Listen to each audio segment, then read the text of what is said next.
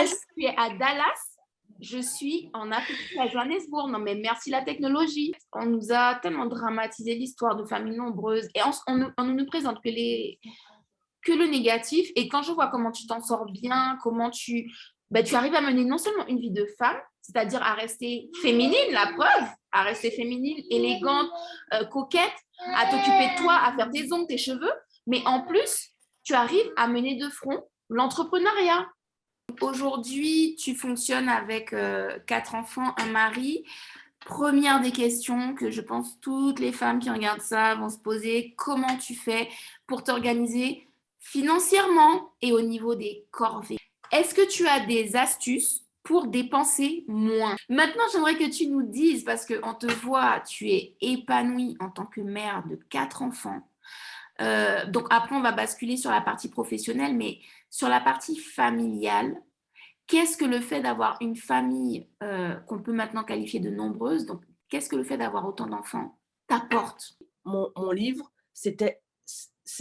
honnêtement, c'était même pas un rêve de petite fille parce que pour moi, c'était une hérésie.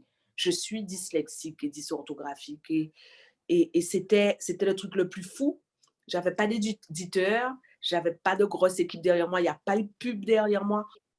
Comment est-ce que tu arrives à jongler entre les déménagements, parce que tu nous as parlé de la Guadeloupe, de la France, de la Réunion. Là, en ce moment, c'est Canada. Aujourd'hui, à l'heure où on parle, tu es à Dallas.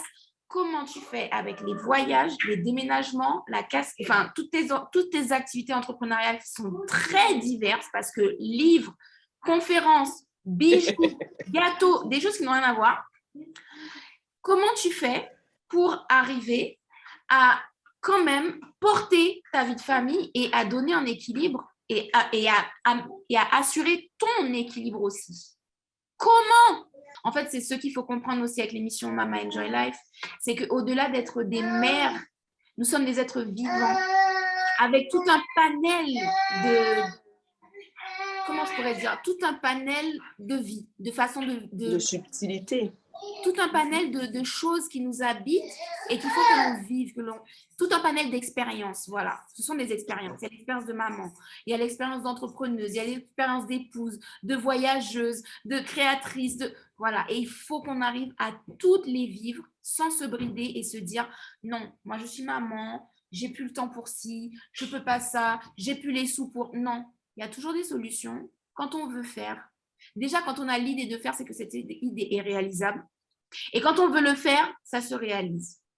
Donc, donnons-nous la capacité, offrons nous-mêmes la capacité de vivre tous les aspects de notre vie, toutes les expériences, tous les cadeaux qui nous sont offerts. Rendez-vous sur Grandeur Noire TV pour la version intégrale.